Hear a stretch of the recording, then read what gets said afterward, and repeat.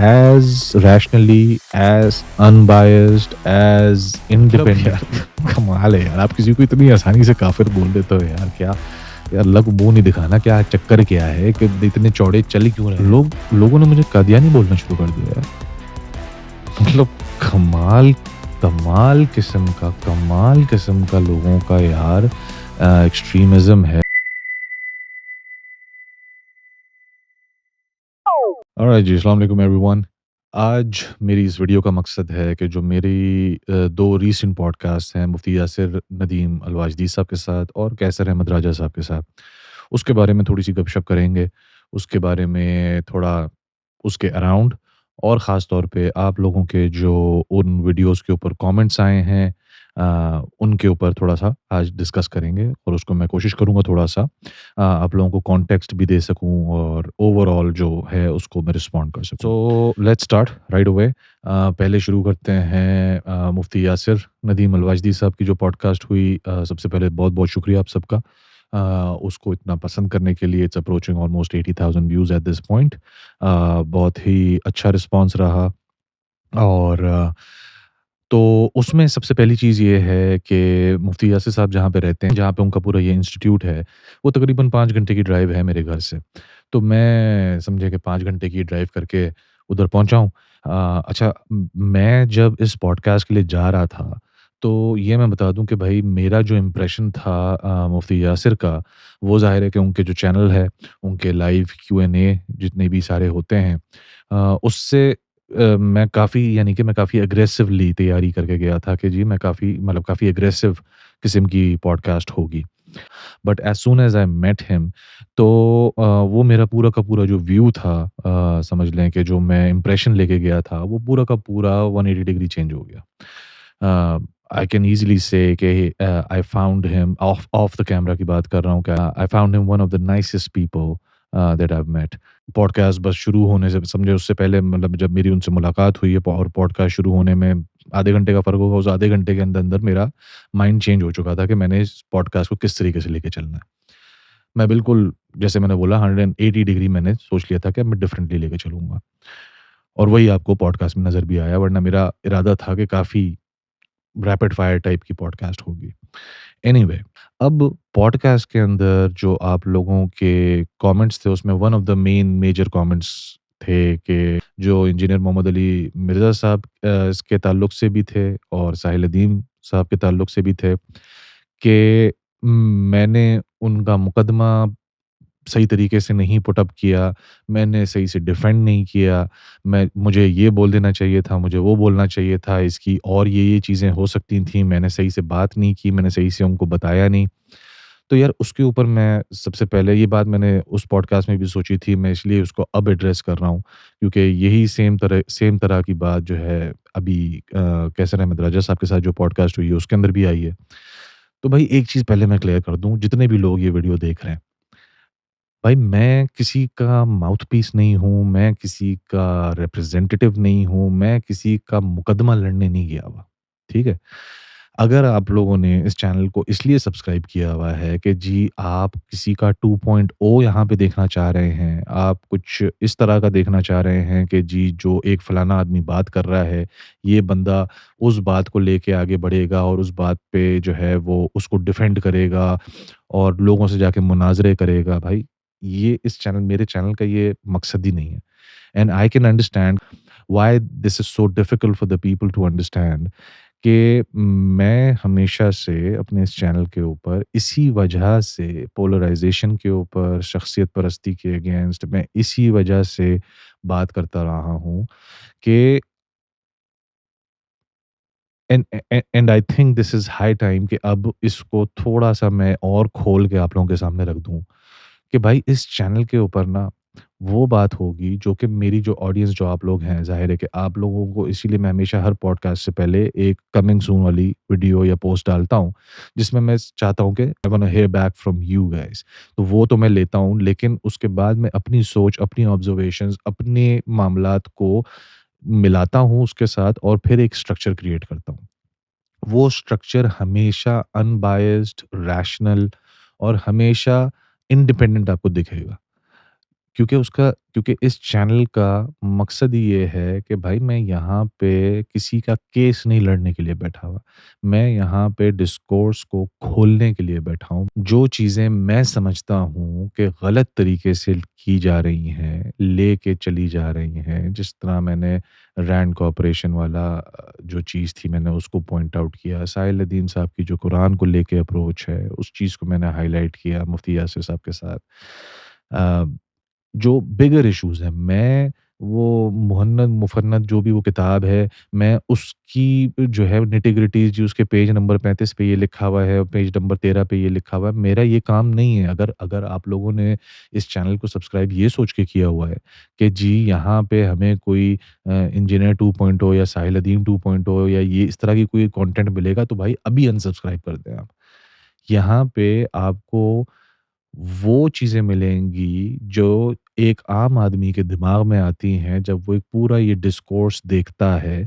आप ये बात समझने की कोशिश करें, मेरी जो अप्रोच है वो ये है कि भाई आज से 50 साल बाद, 100 साल बाद जब लोग देखेंगे कि यार चलो देखते हैं 2025 में फॉर एग्ज़ाम्पल आज से तकरीबन 75 साल बाद ईयर 2100 स्टार्ट हो जाएगा, ठीक है? आज से 75 साल बाद जो लोग होंगे, जो जनरेशन होगी मेनस्ट्रीम में, वो बोलेगी यार लेट्स सी के यार 2025 में देखते हैं क्या चल रहा था। Let's let's look up and I am pretty sure कि YouTube is there to stay, बाकी अल्लाह बेहतर जानता है। तो जब वो 2025 खोलेंगे, तो वो क्या देखेंगे? वो ये देखेंगे कि जो सब कॉन्टिनेंट के जितने भी थिंकर्स थे, फिलोसोफर्स थे जो डिस्कोर्स को लीड कर रहे थे, जो जो 2025 के लैंडस्केप के जो लीडर्स थे, वो कर क्या रहे थे? वो एक-दूसरे को जो है वो लान-तान कर रहे थे। वो एक किसी को रैंड कॉर्पोरेशन का इल्ज़ाम लगा रहा था, एक किसी को अमेरिकन फंडिंग का इल्ज़ाम लगा रहा था, एक किसी को काफ़िर कह रहा था, एक किसी को कुछ कह रहा था। तो आप ये सोचें कितनी शर्मिंदगी की बात होगी कि 2025 से उनको ये मिल रहा होगा। वो तो ज़ाहिर है वो अगर इंजीनियर मोहम्मद अली मिर्ज़ा साहब को खोलेंगे, फिर वो कैसर अहमद राजा साहब को खोलेंगे, फिर वो मुफ्ती यासिर नदीम वाजदी साहब को खोलेंगे, साहिल अदीम साहब को खोलेंगे, वो फिर मुफ्ती तारिक मसूद साहब को खोलेंगे। वो जब इन सारे लोगों को और बाकी लोगों को जब खोलेंगे, तो वो तो ये देखेंगे ये तो एक-दूसरे पे लानतानी कर रहे थे। इनसे वैल्यू क्या मिलेगी? इनसे सीखना क्या है? जब ये एक-दूसरे को ही काफ़िर बोल रहे हैं, जब एक-दूसरे के ऊपर लानतानी कर रहे हैं, तो इनसे सीखना क्या है? बात समझ रहे हैं हम बात को? मेरा जो मकसद है इस चैनल का वो ये है कि इन सारी चीज़ों को थोड़ा-सा अनटैंगल किया जाए, थोड़ा-सा ये गुत्थियाँ सुलझाई जाएँ, इसको सीधा किया जाए ताकि हम जिस शर्मनाक रास्ते पे हमारा पूरा डिस्कोर्स चल रहा है सब कॉन्टिनेंट का, ये और कितना नीचे जाएगा आपने अब पॉलिटिक्स में आप देख रहे हैं कि क्या हालात चल रहे हैं, रिलिजियस लैंडस्केप में आपके सामने क्या हालात चल रहे हैं। क्या सीखने को मिलेगा? लोग क्या बोलेंगे? अ, क्या सीखने को मिलेगा? और ऐसे डिस्कोर्स के साथ हम खुद कैसे आगे बढ़ेंगे? सबसे बड़ा मसला तो ये है, 75 साल बाद, 100 साल बाद तो चलो जो देखेगा वो देखेगा। हम खुद आगे कैसे बढ़ेंगे भाई, ऐसे डिस्कोर्स के साथ? जब लोग इतने कन्फ्यूज़्ड हैं कि भाई कौन बात सही कर रहा है, ये बंदा ठीक है कि वो बंदा ठीक है। तो मेरा जो पूरा का पूरा इस वक़्त मिशन है वो ये है, सबसे पहले सबसे जो प्रॉब्लमैटिक इश्यू है उसको सॉल्व करना है कि भाई ये जो एक-दूसरे पे कादियानियों का फ्रंटमैन और रैंड कॉर्पोरेशन और अमेरिकन फंडिंग और जो बेसिकली आपको मुसलमान दुश्मन, इस्लाम दुश्मन बनाने वाले टैग्स हैं, सबसे पहले तो उसके ऊपर काम करना है, जिसके ऊपर मैंने कैसर अहमद राजा वाली जो मेरी पॉडकास्ट थी, उसके अंदर मैंने बहुत ज़्यादा उसके ऊपर हैमर डाउन किया। ऑल्दो कैसर भाई ने एग्री नहीं किया उस बात के ऊपर। That's fine, that's his point of view but उस पॉडकास्ट को देखने वाला आराम से ये बोल सकता है कि हाँ यार, ये जो इश्यू है, ये सही पॉइंट आउट हुआ है। इस चीज़ से बैक आउट करना चाहिए, यानी कि इस लेवल से बैक आउट करना चाहिए, पॉइंट ये है। आप इल्मी तौर पे इख्तिलाफ़ करें। आप बताएँ जी हाँ जी, ये इंजीनियर साहब की ये बात, ये बात, ये बात, ये बात इस वजह से गलत है। ये मेरे रेफ़रेंसेस हैं, कुरान से, सुन्नत से, ये मेरे सारे रेफ़रेंसेस हैं और मैं ये समझता हूँ कि यहाँ पे इंजीनियर साहब ने ये बात गलत की है। ये नहीं कि इंजीनियर साहब अमेरिकन फंडिंग ले रहे हैं, ऐसे नहीं।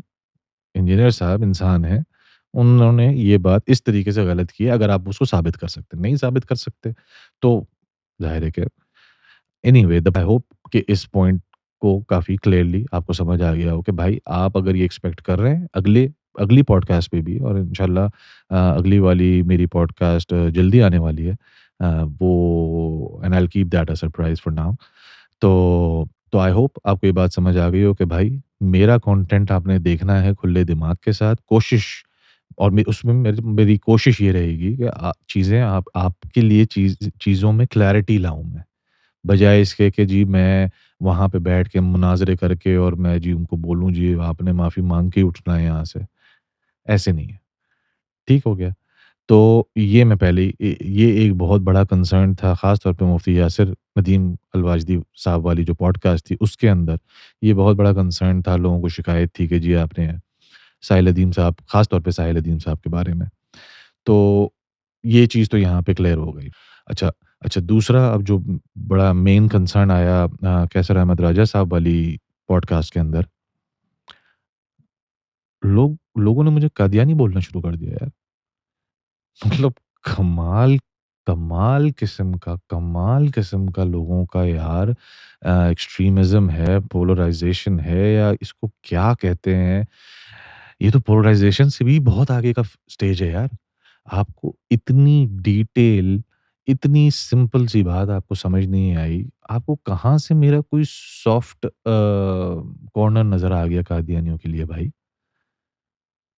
मतलब मैंने लिटरली जिस तरीके से उस पॉडकास्ट में बात की है, कैसर भाई से मैंने बात की है, वो मेरा पॉइंट ऑफ व्यू है। आप डिसएग्री कर सकते हैं इस बात से, लेकिन मैं ये समझता हूँ कि हम इन चीज़ों में टाइम ज़ाया करते हैं।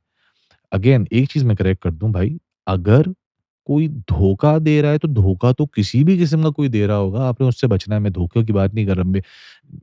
मैं अगर कोई धोखा दे के अपने आप को मुसलमान दिखा के शादियाँ कर रहा है मुसलमानों के अंदर, वो बता के कि जी नहीं मैं कादियानी नहीं हूँ, मैं मुसलमान हूँ, और वो उस तरह से शादियाँ कर रहे हैं या अपने किसी दूसरी एक्टिविटीज़ को इस तरह से लेके चल रहे हैं, तो वो तो भाई सीधा-सीधा उधर तो प्रॉब्लम है।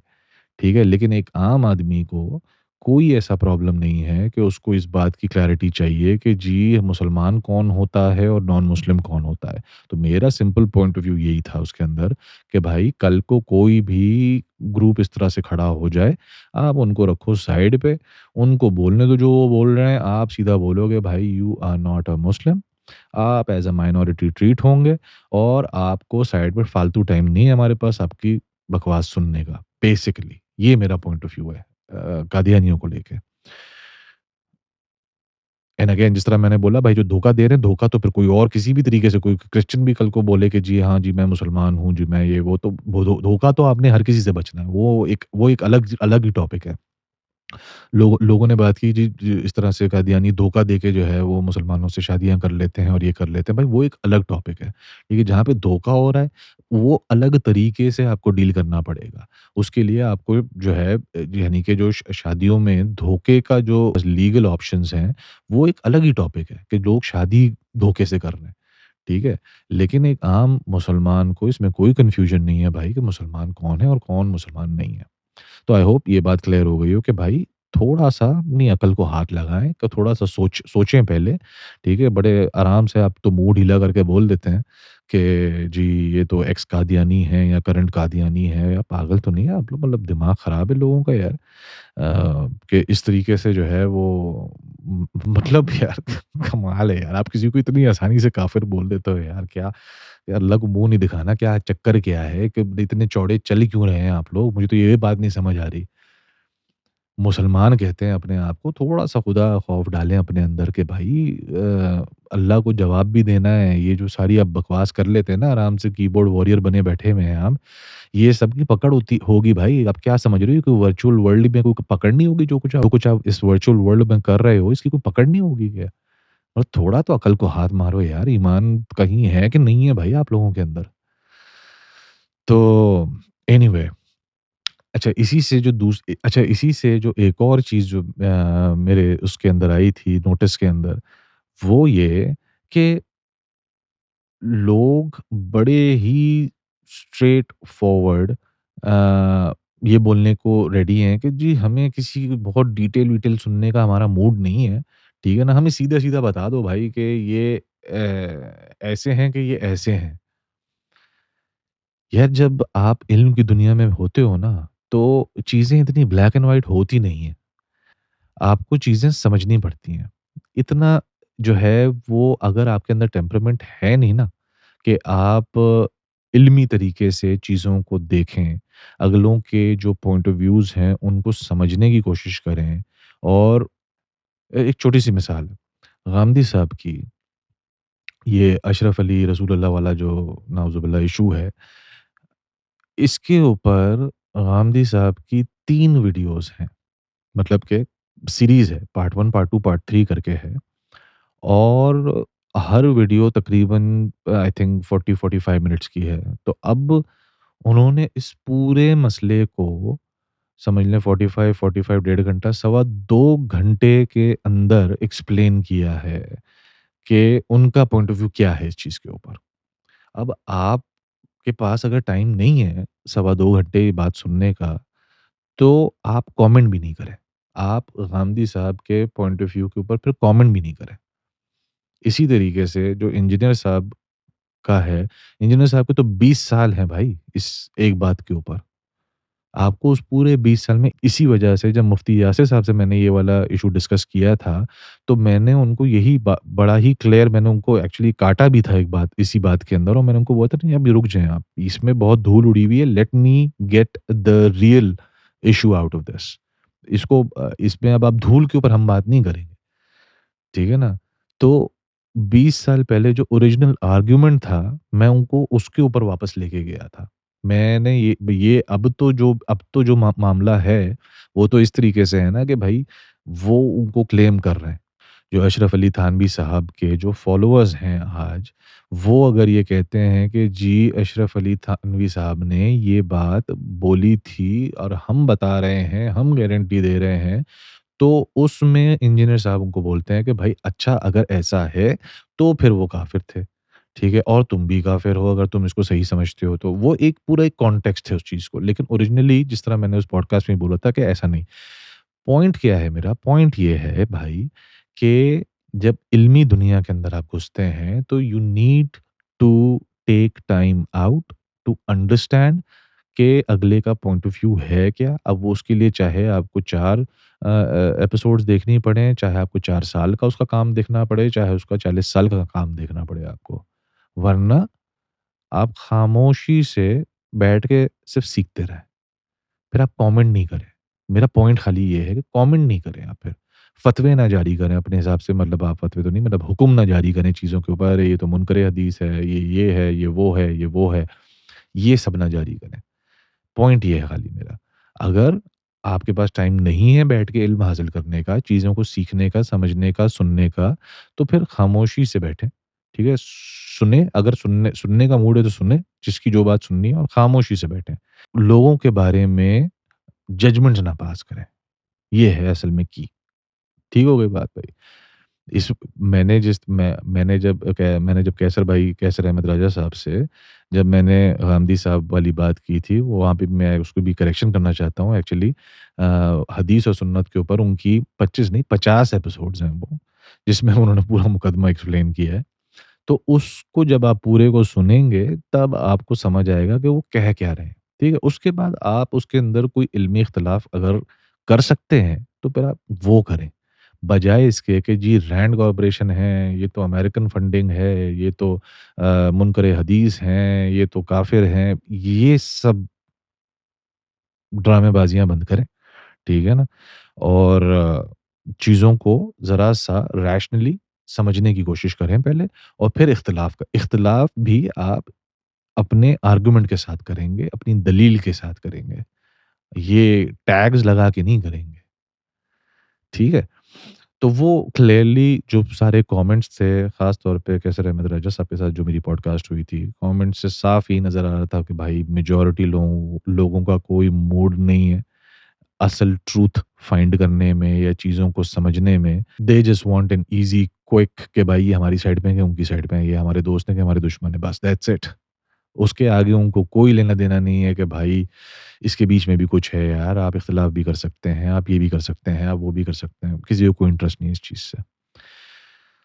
सो तो बेसिकली ये चीज़ें थी मोटी-मोटी।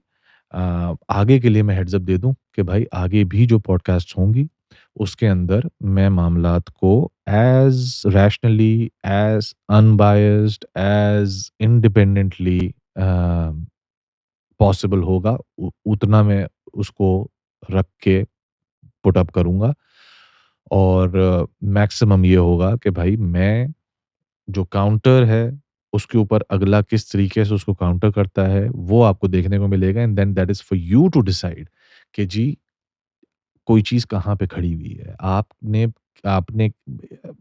आपने उसको लेना किस तरीके से है। आपको बड़ी क्लियरली नज़र आ जाएगा जो मैं सवालात जो रखता हूँ और उसके ऊपर जो अगला उससे या तो एग्री करता है, डिसएग्री करता है, तावील करता है, जो कुछ भी करता है, उससे आपको बहुत क्लियरली नज़र आ जाएगा कि यार अच्छा, कि मुझे स्टैंड कहाँ पे करना है इस सिचुएशन के अंदर and that is my purpose कि आप लोगों को कुछ क्लैरिटी मिले। उसके अंदर अगर जो अगले ने बेहतर आर्गुमेंट दिया तो आप उसका आर्गुमेंट मान लें कि भाई ठीक है, सही है। And again this is a journey. ये कोई हतमी कोई चीज़ नहीं यहाँ पे हो रही है, इट्स अ जर्नी। मैं अपनी हद तक चीज़ों को आपके सामने खोलने की कोशिश करूँगा। आप और भी लोगों को देखें, और भी लोगों की बात सुनें और आप सीखने की कोशिश करें भाई, चीज़ों को समझने की कोशिश करें। That is the only way to end this लानत ऑफ पोलराइज़ेशन हमारी जो पूरी सोसाइटी है उसके अंदर पूरे सबकॉन्टिनेंट में। मज़ाक नहीं है भाई 25 तकरीबन 75 करोड़ मुसलमान है इस सबकॉन्टिनेंट के अंदर, इसलिए इस सबकॉन्टिनेंट की इतनी इम्पोर्टेंस है। ये बात आप समझने की कोशिश करें कि पूरी दुनिया में तकरीबन 2 से ढाई अरब मुसलमान हैं, जिसमें से तकरीबन 75 करोड़ बिटवीन बांग्लादेश, इंडिया और पाकिस्तान रहता है, which is almost 40% of the total Muslims of the world. इस खित्ते के अंदर चीज़ों को आपने इन इन इन चिच्चड़बाजियों से बाहर निकलना है, इन चीज़ों से बाहर निकलना है और चीज़ों को समझना है ताकि एक अपवर्ड ट्रेंड की तरफ हम एज़ अ सोसाइटी, एज़ उम्मत हम आगे बढ़ सकें। That's it for now. मिलते हैं नेक्स्ट वीडियो में। Thank you.